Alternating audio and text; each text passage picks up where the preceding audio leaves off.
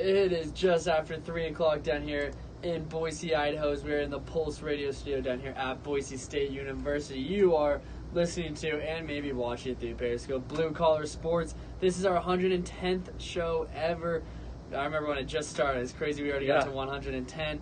First show of April this year is Thursday, April 4th. You're listening to Blue Collar Sports, where I talk all about national sports, pretty much anything sports related. We'll discuss it right here on air, and we'll most likely argue it, as we do not see eye to eye on a lot of sports things. That's what makes it fun. I'm your co-host, Seth Newville, joined here with co-host Trevor Brenlin. You're listening to hour number 2 of Blue Collar Sports. Yeah, we almost got the idea of Blue Collar Sports almost exactly 2 years ago when we went to a great playoff game in Utah with the Jazz. It's almost we're going to do that again in the next couple of weeks because NBA season is coming down to the end. We're going to have our third year going to a Jazz game, and that's why we started this show, Blue Collar Sports, and it's almost been 2 years already that we got the idea of this. Yeah, it's pretty remarkable. It's 2 years later, and we're at show number 110. If you missed the first hour of today's show, check it out through our Periscope, through our social media. Our Twitter is at BlueCollarSR. BC, the S and R all capitalized. We also got a great March Madness poll going on for you at this moment. Go vote on that. We're going to talk about that later on in this hour. We run 2 to 4 p.m. every Tuesday, Thursday. Hour number 1, we talked a lot about March Madness. So if you want to listen to March Madness, it's already been done. Go check it out. We also talked at the start of the MLB. Mariners winning the World Series. Nothing else to talk about there. That's all that matters. But hour number 2, we got lots of great stuff coming up. It's going to be a great finish to today's show. Absolutely. It's talking about the Jazz game that we're going to go to in the next couple of weeks. That's because the NBA season is coming down to the wire. There's only about 1 week left of this season, and it's been an up and down season in the NBA as a whole this year. Yeah, lots of great storylines. It has been a very weird year. We see the Bucks as a number 1 seed now. The Warriors are fighting with the Nuggets for the 1 seed in the West. LeBron James won't be in the playoffs this year. The Lakers have been not what we thought anybody saw this coming. So it's been an absolutely strange year. Lots of drama, lots of storylines. It's been fantastic, though. I've loved every second of this NBA season. No LeBron James has been awesome. Ratings will be down for sure. That's fine with me. I'm going to take that hit 'cause I'll still be watching, that's for sure. And I'll be watching stress-free this year. I'm going to love it. But looking at the NBA standings right now, very big-time storylines we're going to talk about. But going over the standings right now, not much has changed in the East since we last talked. Milwaukee still sits up top by 2.5 games over the Toronto Raptors. Philly is in firm control of the 3 seed. They're 7 games back of the 2, so they can't go up, but they're 2.5 games ahead of number 4. Boston, Indiana come in with the same record, and they play tonight on TNT. Bigger game than I think people would think. I know it is a big it's game. pretty much guaranteed they're going to play unless Philly really drops their next 4 games. It's pretty much guaranteed that Indiana and Boston are going to play round 1. Okay. But that home court advantage is important because you look at these 2 teams, Boston, Indiana, those are 2 of the toughest places to play in all of basketball. I don't care. Indiana, I know they don't have the roster. They don't have the talent that a lot of people think. But their home record, they're 29-10. Their away record, they're 18-22. So this is a bigger game tonight. Whoever wins tonight, Boston right now has a tiebreaker, but whoever wins tonight, I think will pretty much get the home court advantage. I think that's a big storyline there. Yeah, I think that's interesting. I think Boston will get it done. Yeah, like you said last year, we talked about how Boston won 7 games. They super close to beating Cleveland, but the home court advantage could be the big difference in that series. So I think that for Boston, it means more to them to get home court in this one because I think Indiana's going to bring it no matter where they're at, even though their road's a little bit down. But Boston, I think they'll have a little bit of an edge if they could get home court in the series. I hope. That seems like what they've kind of been missing this all year. Is they've kind of been missing that edge that they had last year. But looking at the rest of the Eastern Conference, it is still completely up for grabs. 5 teams fighting for 3 spots right now. The Pistons are in the 6th seed right now. They lead the Nets, who are the 7th by half a game. Magic also have the same record as the Nets. So right now, Pistons, Nets, Magic, all within a half game of each other.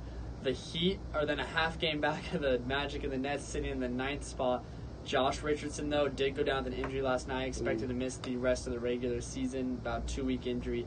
That's going to be a crucial blow. And then Charlotte, they're lingering around, but they're still a game and a half out. So they could be outside of the picture, but that's the rest of the Eastern Conference. Yeah, Pistons have been playing decently.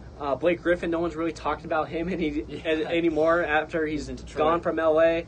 But he's been playing well. He's been great. I think Brooklyn Nets could definitely get into the playoffs. D'Angelo Russell's been having a fantastic year. I see them getting in. And Orlando Magic have been playing much better than earlier this year, so I could see them making it.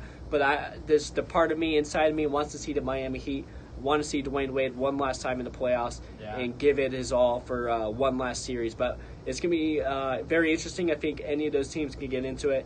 I can't wait to see which one of those teams will get the 8th seed. Looking at the Western Conference now, the Warriors took care of business against the Nuggets the other night. They've been playing good basketball lately. When they want to, of course, they're going to turn it on. They look like want to. Pretty much, when they want to. It's pretty much up to them. Yes. But Warriors, they're a game and a half now up over the Nuggets, and on the tiebreaker, looks like they'll have firm control of that number 1 seed. Nuggets are sitting at 2, starting to shrink a little bit. Houston's now a game and a half behind them. They're sitting at 3. Portland's then a half game behind at 4. Utah is at 5. They're 2 games back of Portland. We talked about the Jusuf Nurkic injury and if that's going to affect Portland. They're 4-1 without him so far, so they're playing well. As of right now, we talked about how we're going to go to a Jazz game. It's looking like it's going to be Jazz-Portland. That'd be a great series. So down for that. I kind of predicted that. I said that Damian Lillard, C.J. McCollum, they will play their hearts out at the end of this year and get that 4 seed. But then when it comes down to the playoffs, they might run out of that energy. And it's going to be a tough matchup if they play a great team like Utah. It's going to be a very tough, emotional series, which will be fantastic to go watch, me and you. But because of that, I don't know if they can win their first round, but they are playing well right now, and I hope they continue that. Clippers kind of have a firm control of the 6th seed right now. They're a game and a half back at Utah, but a game and a half ahead of Oklahoma City, looking like they're going to play Houston in round 1. Bad blood in that series. We kind of there's been recent memories with Houston, LA, so that should be fun to watch. James Harden, Pat Bev going up against Pat Bev, former teammate. But number 7 and 8, and this is I think where it gets really interesting to pay attention to. Spurs and Thunder. Right now, the Thunder have them by half a game. The Thunder have an extra game to play. They have 4 remaining. The Spurs have 3 remaining. But it's interesting because this is a difference between playing the Nuggets, which no disrespect to the Nuggets, it's been a great year. But I guarantee you, if someone asked you, would you rather play the Nuggets or the Warriors in round 1? Yes. 12 out of 10 times you're picking the Nuggets. So I think this is it's going to be interesting, especially if you're Oklahoma City Thunder, who I really truly believe they could get to the finals. They do not want to get the 8th spot and play Golden State round 1. Yeah, I know the playoffs are fantastic, but this is Oklahoma City's playoffs right now. This is what matters. I know the end of the regular season, sometimes it doesn't matter, but right now it does matter. They need these 4 games more than anything. This is their season. If they play against the Warriors round 1, it's over. If they have the Nuggets, I'm not saying they're going to go in and win, but it's a very winnable series for this Oklahoma City team. I think matches up great against Denver. So this is their season. They need to go all out in these last 4 games. Russell had a great 2020 game the other day, so he knows it. They need to play all out these last 4 games, win all 4 of them, get that 7th seed, and then they can have a very winnable series against the Nuggets. If they fall short of that, the Spurs jump them, it's going to be very difficult to beat the Warriors round 1, which nobody really sees happening. So this is their season right now. They need to prove it that they are one of the better teams, and this is why Paul George stayed with Oklahoma City, to be one of the better teams. This is their season right now. And I got their next 4 games pulled up right here. They got Detroit Friday night, which Detroit, they are battling for a playoff spot. They're going to come to play. Minnesota should take care of business there. But then they got Houston and Milwaukee. Wow. Houston, they're notorious. They're known for they don't rest starters. They don't like to rest James Harden. He's adamant. I'm not a huge fan of James Harden, but I do respect that, as that he plays every game he can. Yeah. Milwaukee, we'll see what they do. It's the final game of the season, and they should have the number 1 seed wrapped up by then. So we'll see if Giannis and those guys play.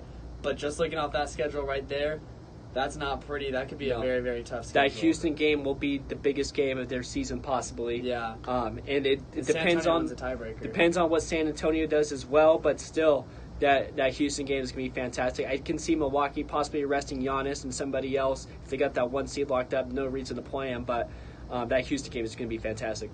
And then looking at the Spurs' remaining 3 games, different story. They got the Wizards, the Cavaliers, and the Mavericks. 3 lottery teams. So it's going to be interesting. And I know the Spurs own the tiebreaker. So Oklahoma City basically has to win out. Yeah, let's say they lose the game to Houston. Spurs win all their games. They jump them. Spurs got it. Wow. So Oklahoma That's City, the and season I don't see right San now. Antonio losing any of those games. No, unless it's an I don't. upset. So I think we could be seeing a Thunder Warriors series, which, to be honest, I don't think the Warriors would be happy about either. That's a tough first round series. It will I'd give them expect some to shakes, beat yeah. Oklahoma City, but I'd much rather play San Antonio than play Oklahoma City. Yeah, Oklahoma City can make Golden State uncomfortable, of course, but still, Warriors can turn it on at any moment. We saw that against Denver. Everyone's talking about how Denver's just as good as them. No, they proved that when they want to, they are much better than any of these other teams. So, yeah, Oklahoma City will give them a decent run. It could go to 6 games, but if they want to really win the first series and meet the Warriors down the road, they need to get that 7th seed. They need to play the Nuggets. Yeah, that's San Antonio has definitely the better schedule. I'd say that's definitely something to pay attention to. But now moving to some news around the NBA. Let's talk about some ejections right now. Coach Popovich, he's been ejected in 2 out of his last 3 games, and he got ejected 60 seconds into the game last night. We were just talking about San Antonio and how they need to be winning. Yeah. They still won last night, but Pop apparently did not want to be a part of it. And then Kevin Durant the other night, he got ejected, got into it with a ref. That game against the Nuggets when they were taking care of business. Durant was playing really well in that game, but they get ejected. You always kind of see this once we get to the end of the regular season. These guys are just kind of tired of playing. But what are your thoughts about these ejections? Yeah, for me, it's that time of year right now. These guys are done with the regular season. They just want to take a little break and then get to the playoffs, get into that playoff mode. That's what these guys are wanting to get to. Durant, Pop, they've been here before. They know it doesn't really matter in the next couple of weeks. First, it kind of does, but still, they know what they need to do. Once it gets to the playoffs, they're kind of over the regular season. So I think it's just that time of year right now. Speaking of Kevin Durant now, let's jump into maybe the biggest headline right now, and which is kind of unfortunate because it's not the season right now, but it's definitely something to talk about. A lot of execs, there's been reports, I've seen a couple reports, we saw Colin Cowherd talk about it. I think I saw Doug Gottlieb tweet about it. But a lot of execs believe that Durant to the Knicks is a done deal. Wow. Where do you think this is coming from, and is it buying it? Or are you buying it, and is it buyable information? In the beginning of the year, I wasn't really buying it. I was like, why would he leave the best team in the Warriors to go to a franchise like New York that doesn't really win? But it keeps going. I think there's real reports that people close to Durant know what he's going to do. I think his decision is made. I really do actually believe that. Let's just say he knows he's going to win it all with this year with the Warriors. He knows that. But if he wants to take his game to the next level, he's going to go somewhere else. And I think he can do that either by staying with the Warriors or go somewhere else. And I think he's decided to go somewhere else. We've seen the tension between Durant, the teammates, and Steve Kerr all season long. I don't think Durant and Kerr see eye to eye very well. He's not the original Warrior. We all know that. So there's still that little misconnection that he doesn't have with Kerr, just like Draymond, Steph, and Clay. So they're still missing that piece, which he could never really get because he wasn't an original member of that original finals championship team. So, but the reports have just keep going, and I trust all these sources that are coming from it. Yeah, it's big-time sources. On Colin Cowherd's show, I remember in the past, whatever he said, I've kind of trusted, and it usually is panned out. He was the first to talk about LeBron to the Lakers as a real thing. I thought it was a joke, but once it got towards the end, people just realized that is what's going to happen. But he had been talking about it all season long, so he just talked about Russell Wilson a month ago. He talked about Russell Wilson trying to go to New York. Now Russell Wilson's trying to get a contract extension, or else he could be moving on. So I trust the sources that are coming from this, and it makes me believe he is possibly going to New York right now. I think that's the heavy favorite. I think he will be a New York Knick next year, and which is going to be fantastic for the league. I hope it does happen. And I think that is what's going to happen. And these sources I really trust, and I believe Kevin Durant will be a New York Knick now. That's a great take. I think you nailed it. And I've talked about a little bit when we did our free agent predictions. I had him going to New York. Yeah. It makes a lot of sense right now for both organizations, really, if you look at it. If they re-signed Durant this offseason, Durant's taken less money the last couple of years to be able to go and stay Warrior. He has lost money. I mean, still making $20+ million a year, so you can't say he's losing money. But he has made less money than he could have been making elsewhere to be a member of this Golden State Warriors team. And I do think it all comes down to, I think Durant really cares about the conversation about him and LeBron. 100%. And about who's better. I think Durant, we've seen it with his Twitter beefs and everything, We've seen him really care about what people say about him. And I think his goal has always been to be considered the best player in the NBA. Yep. And he knows he's not going to he knew, I think, when he was on the Thunder, he knew from the start he's not going to be even close to that conversation until he gets a championship. LeBron's already got 3 of them. So then he went, he's going to get 2. He already has 2. He's probably going to get a 3rd this year if they win it. They have the same amount of rings. Now he's going to go rewrite his legacy. It's similar to the LeBron situation with Miami. Yes. When LeBron went to Miami because he wanted to win, got his championships.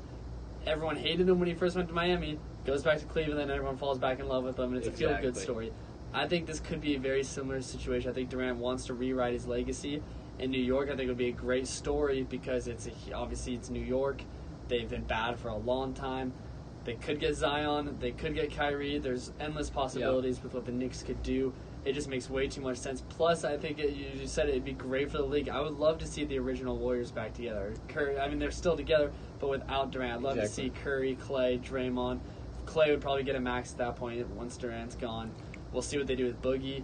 But I think it'd be great for the league, and I think it is going to happen. Yeah, I think it definitely could absolutely happen now. The only thing that interests me is how can KD deal with the media in New York. It's probably the biggest media market in sports and in the nation, and he hasn't done too well, I'd say, so far. And if he goes to New York, they're going to crush him if he's not winning. But if he's able to somehow get Zion Williamson there, maybe a Kyrie Irving, I think they could definitely win. So I think it's a win-win either way. I think Kevin Durant will be a New York Knick now. NBA offseason is going to get weird, but the NBA season is still weird, and it's still going to be good. That is our NBA talk for today. Real quick before we go, I wrote down my notes. I wanted to ask you, going back to this season, we talked about the offseason, but going back to heading into the playoffs, and we're going to talk more about this, of course. But right now, who are your top 3 teams to challenge the Golden State Warriors? Top 3 teams. And it could be Eastern Conference or Western Conference.